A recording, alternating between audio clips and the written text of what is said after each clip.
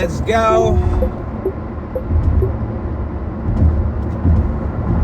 Hari ini hanya having fun menuju ke kantor hari Minggu. Ya, ngapain kalau hari Minggu kita ke kantor? Karena ada urusan sedikit saja yang harus di-handle dari kantor. Karena semua materialnya ada di kantor. Begitu. Oke. Nah, hari ini coba gue pengen ngebahas tentang polusi mobil EV. Apakah mobil EV adalah mobil yang menghasilkan polusi? Gue akan menertawakan kalau ada orang yang bilang, ya, mobil EV adalah mobil yang menghasilkan polusi. Gue akan menertawakan itu. Karena faktanya mobil ini tidak menghasilkan CO2 sama sekali. Kita nggak bilang, gue nggak akan bicara tentang polusi, dampak polusi secara tidak langsungnya. Let's say dari third hand-nya misalnya. Mobil ini di-charge dari PLN. Yes, PLN-nya masih pakai batu bara. Batu bara masih menghasilkan polusi. Berarti mobil ini berpolusi. Nggak gitu dong konsepnya, bro. Berarti kalau lo ngomong gitu, rumah lo juga berpolusi. Rumah lo tuh nggak friendly. Oke?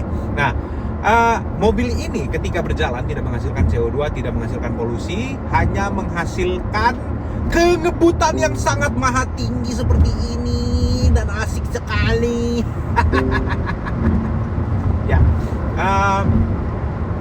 jadi kalau lo bilang mobil EV itu menghasilkan polusi ketika digunakan, itu adalah kesalahan atau miskonsepsi yang sangat brutal yang hanya didengungkan oleh brand-brand besar yang kalah kompetisi dari brand-brand EV.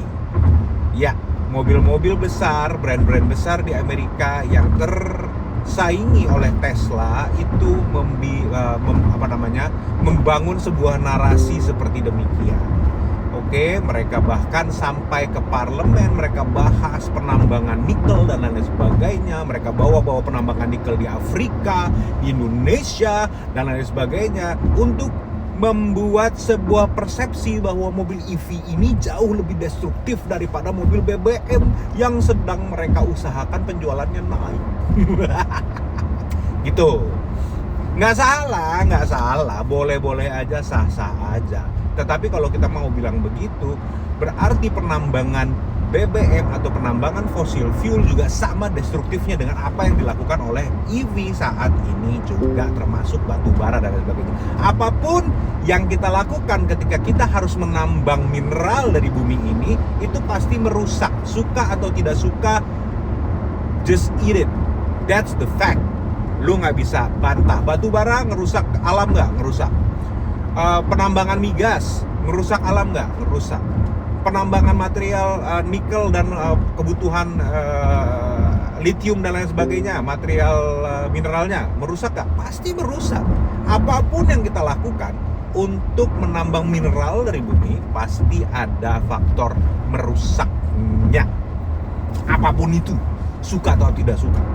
Tetapi upaya teman-teman kita nih semua nih, untuk menciptakan sebuah kendaraan yang lebih ramah lingkungan, itu juga fakta yang harus Anda akui berhasil. Kenapa? Karena kalau di tengah kota, let's say 80% mobil yang ada di Jakarta adalah EV. Apa yang terjadi? No pollution. Sudah kita buktikan ketika COVID kemarin, ketika mobil berkendaraan di Jakarta berkurang, polusi hampir bisa dibilang bersih alias nol. Yes, itu fakta. Lu nggak bisa bantah itu. Nah, bayangin kalau 80% mobil di Jakarta semuanya EV, maka Jakarta akan mengalami penurunan suhu. Nggak terlalu panas lagi, tidak demek lagi, keluar dakian kagak terlalu banyak, naik motor listrik kalau keterpa angin muka nggak jadi hitam, hidung nggak jadi hitam, dan lain sebagainya. Itu fakta, oke? So upaya itu bisa, tapi kan bang, mobilnya masih dicas pakai PLN yang dari batu bara. batu bara kan polusi dan merusak lingkungan nih. Ya bener. Tetapi biarlah PLN berbatu bara itu berpolusi di daerahnya di sebelah sana. Sementara di kotanya nggak ikutan polusi dong. Jadi ada upaya meminimalisir penyebaran polusi yang secara masif terjadi hanya di sekeliling pabrik atau pembangkit listrik tenaga batubara itu saja dong. Jadi ada penurunan jumlah polusinya. Ia tidak hilang tetapi berkurang. Begitu teman-teman. Jangan dipaksakan harus semuanya bisa sustainable energy dulu baru kita mau pindah ke EV. Kalau tidak ada yang mulai, tidak akan pernah terjadi mau sampai kapanpun. Mau sampai kapanpun kalau tidak ada yang mengupayakan sesuatu terjadi, tidak akan pernah terjadi. Kalau pemerintah tidak pernah memaksakan EV untuk ada, maka ekosistem yang EV itu tidak akan pernah dibangun oleh siapapun, tidak akan pernah terjadi. Maka upaya untuk green ecosystem, green energy atau renewable energy yang kita sedang upayakan itu tidak akan pernah terjadi. So, pemerintah did a good job dengan dalam mengupayakan sesuatu yang baik untuk terjadi di Indonesia. Jadi it's a good thing. Kalau lu bilang EV itu juga berpolusi secara langsung tidak, tapi secara tidak langsung ya pastilah. Termasuk mobil lo bro, mobil ICE ber-BBM lo itu berkontribusi secara tidak langsung dan langsung. Secara tidak langsungnya apa? Eksplorasi migas. Dan termasuk di mobil ada eksplorasi bahan mineral, bahan baku lainnya, ada besi, ada aluminium, ada komponen electrical, termasuk ada aki. Come on man. Mobil lu nggak bersih-bersih banget dan lu berkontribusi secara polusi secara langsung dengan melakukan pembakaran BBM di dalam combustion engine-nya, mengeluarkan CO2 secara langsung. Yes, berarti mobil lu 2 kali lebih berpolusi. Mobil ICE jauh lebih berpolusi daripada mobil EV. Logiknya gitu dong. Yes or no? Yes or no? No. Tapi bahan baterainya kan nggak bisa diiniin bang, nggak bisa nggak bisa didaur ulang, dan ini sangat mencemari lingkungan kalau sudah tidak bisa terpakai lagi. Hey, mari kita buka data. Kita buka data, bukan celana. Data yang kita buka supaya orang-orang mengerti bahwa data itu penting. Gua sudah buka pernyataannya, baterai lithium ion termasuk baterai EV dapat didaur ulang. Logam di dalam baterai EV sangat berharga dan dapat didaur ulang tanpa batas. Unlimited, recycle. Ini yang bicara data, yang bicara dunia, yang bicara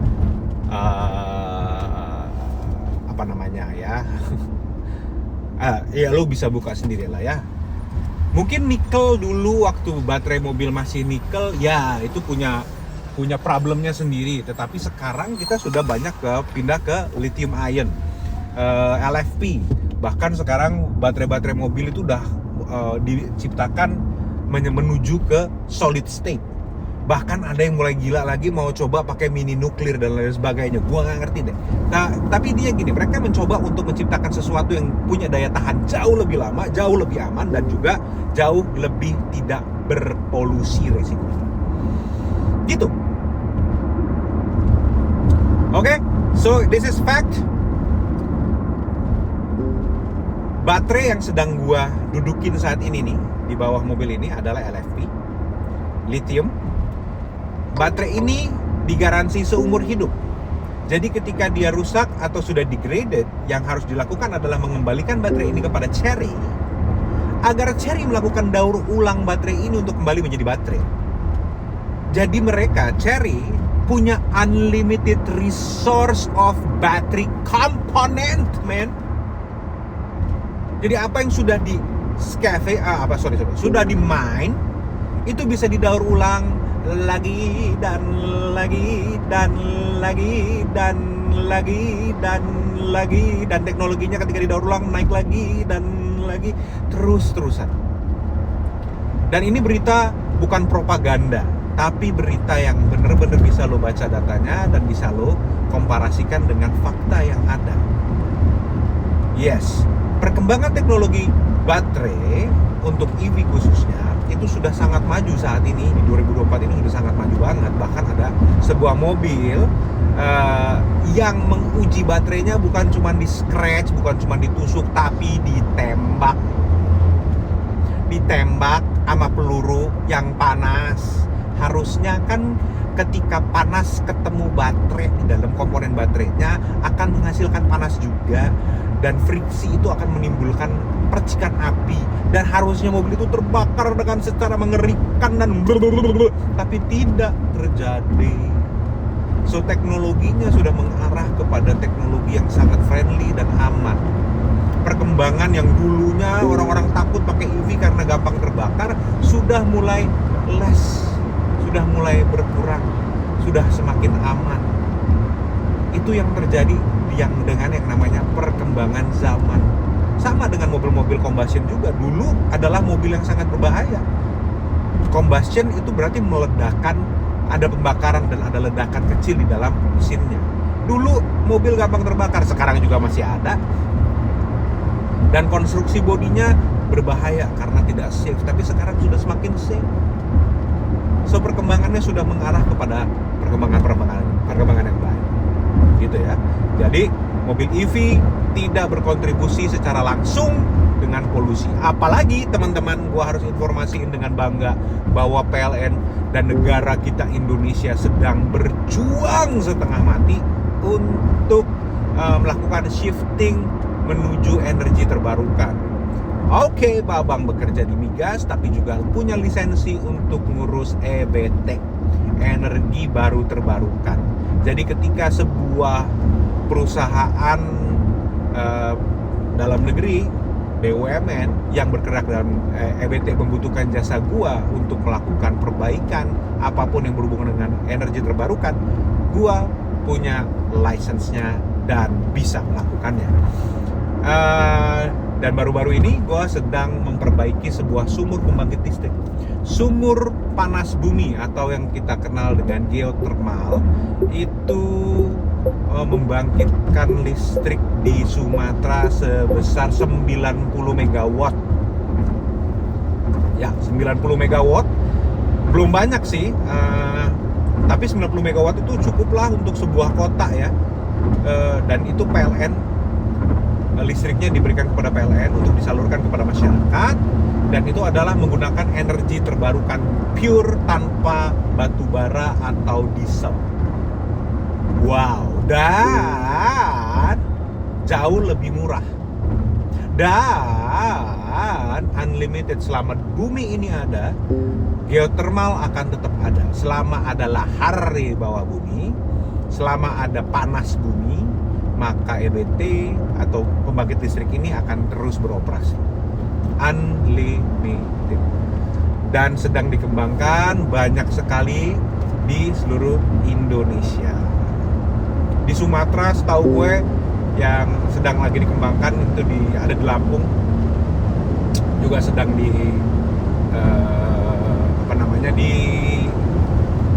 bor, lagi di drill untuk geothermal terbaru. Itu di Lampung. Asik banget ya.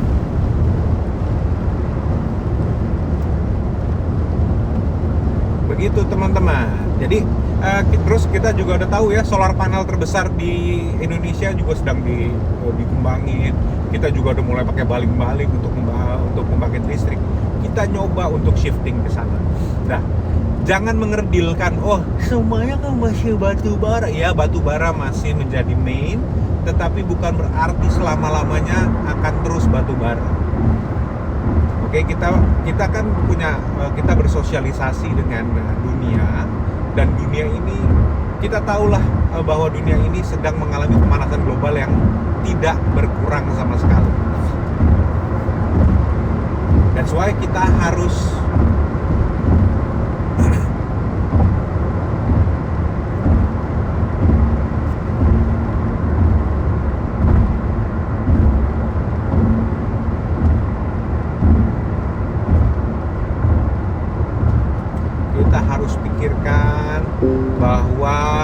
membantu upaya pemerintah dan negara. Kau usah gini deh, lu benci sama pemerintah itu bullshit semua, koruptor semua. Tetapi apa iya 100% semuanya itu nggak punya hati untuk kebaikan Indonesia? Nggak percaya gue, nggak percaya. Lo boleh nuduh apa aja, tetapi pasti ada orang-orang yang serius untuk negara ini, termasuk lu dan gue. Gue juga serius, makanya gue milih EV. Untuk apa? At least gue berkontribusi secara ya 0,03% deh untuk negara ini. Tetapi kalau misalnya lu sama gue berkontribusi 0,03% dan kita hampir seluruhnya melakukan hal itu, kan dampaknya gede gitu. Nah itu yang harus dipikirin. Upaya secara kolektif untuk berkontribusi terhadap perkembangan zaman, memberikan solusi terhadap polusi, ya kita harus bisa menekan seperti itu. Nah, kontribusi kita nggak bisa menjadi pemeran utama di dalam upaya untuk menekan emisi gas buang yang ada di Indonesia. Nggak bisa jadi pemeran utama. I'm the only one that can save this world. No, cannot. We can do it as a nation secara kolektif. Tetapi juga harus dibarengi dengan pemahaman yang benar dulu, informasi yang benar dulu. Nggak bisa melulu dengan informasi yang salah. Come on. Terus apa lagi? PLN masih batubara, ya jelas. Di Indonesia masih didominasi dengan PLN batubara, jelas. Itu fakta. Tetapi shifting mengarah kepada EBT, itu jelas. Kenapa? Karena dulu gua nggak pernah ngambil lisensi, sekarang gua ngambil lisensi. Kenapa? Karena makin banyak permintaannya. Fakta. Terus apa lagi? Nggak bisa didaur ulang, dibuktikan bisa didaur ulang, bahkan teknologinya semakin maju. Apa lagi?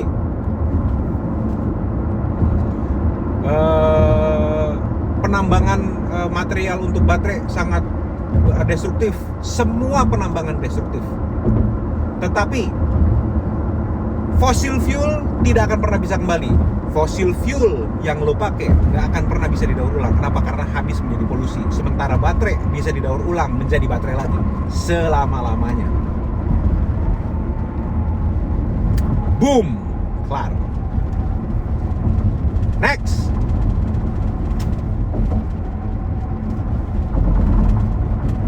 Jadi menurut lo, menurut teman-teman semua, mana yang lebih berkontribusi terhadap green environment?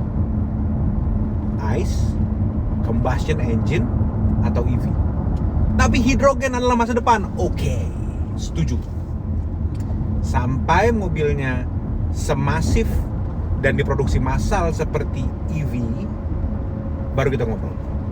Karena kalau sekarang hidrogen itu untuk ngisinya aja masih punya resiko meledak. Kenapa? Karena butuh pressure, butuh suhu. Ada tetap potensi bahayanya dan belum ditemukan cara yang lebih baik dan lebih efisien dan lebih praktis untuk mengisi bahan bakar hidrogennya. Oke, masih dalam pengembangan. Sama dulu juga EV waktu masih dikembangin, cupu, nggak bisa ngebut, overheat, meledak, meleduk, dan lain sebagainya. Sama pengembangannya sedang mengarah ke sana. Oke, sekarang hybrid aja. Yes, hybrid, oke. Kombinasi antara combustion dan baterai, good. Mengurangi juga, sama-sama mengurangi. Fine. Selama bisa mengurangi, let's do it. Tetapi juga jangan mendiskreditkan orang-orang yang segini. Lo pasti pakai, gue masih bisanya, gue masih pakai ICE bang, masih pakai mobil berbahan bakar. It's okay. Gue nggak bilang orang-orang yang pakai mobil combustion adalah orang-orang yang bejat karena berkontribusi secara langsung terhadap polusi. Enggak. Mau nggak mau, itu adalah bagian dari proses. Kita berproses menuju ke era yang lebih baik. Dan kita harus lewatin era ini. Era dimana gue juga pakai mobil combustion. Bahkan gue masih punya banyak sekali mobil combustion. Tetapi ya sudah. Sekarang gue mulai dari satu cara gue untuk membantu negara gue. Membantu negara gue, membantu dunia, membantu sesama. Oke? So, apakah dengan mengganti mobil EV. Apakah gue harus mengganti mobil ke EV supaya bisa berkontribusi? Nggak perlu bro, nggak perlu sama sekali. Just do it. Belilah apa yang lu bisa beli, pakailah secara bertanggung jawab, cobalah hemat sebisa mungkin, dan bertanggung jawablah. Oke? Nah, kompensasinya kalau misal pakai mobil combustion dengan berpolusi apa sih? Ya pajak lu mahal. Kalau pakai EV pajaknya murah. Kenapa? Karena lu nggak ada polusi yang terjadi. That's it. Ya. Oke, lo mau pakai mobil combustion, go ahead, bertanggung jawab. Lo mau pakai hybrid, combustion dan EV, bertanggung jawab lah. Mau pakai EV, bertanggung jawab lah. Mau pakai hidrogen nextnya, go ahead. Kalau gua berharap nanti suatu hari kita akan sampai di teknologi di mana mobil ini pakai tenaga mini nuklir, yang sekali beli nggak perlu isi energi lagi selama 50 tahun. Itu mimpi gue. Sudah mulai ada sih, tetapi sudah mulai bisa diwujudin nih. Ada orang-orang gila yang mulai mau coba bikin baterai nuklir. Who knows? Indonesia aja sedang mengarah ke sana, lagi menjajaki untuk membangun pembangkit listrik tenaga nuklir. Kalau itu terjadi, batu bara bye. Kenapa? Karena satu pembangkit listrik tenaga nuklir itu bisa membangkitkan listrik. Wow, banyak kota. Jauh lebih efisien, jauh lebih bertenaga, jauh lebih kuat, jauh lebih sustainable. Tapi kan nanti bisa meledak. Ya, tetap ada dampak lingkungan, tetap ada resikonya. That's why kita harus punya mitigasi resiko yang baik dan punya tim penanggulangan bencana atau resiko yang solid. That's why belajarlah yang baik, belajarlah yang benar. Pahamilah segala sesuatu, bukan hanya dari sekedar propaganda dan kebencian. Belajarlah yang benar dan belajarlah untuk tidak selalu menjadi opposite dari orang-orang lain.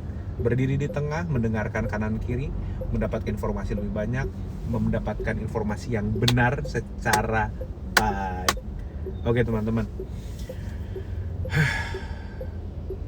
gue sudah berada di daerah tempat kerja gue harap bacotan gue ini tidak terlalu ngalur ngidur karena memang menyebalkan.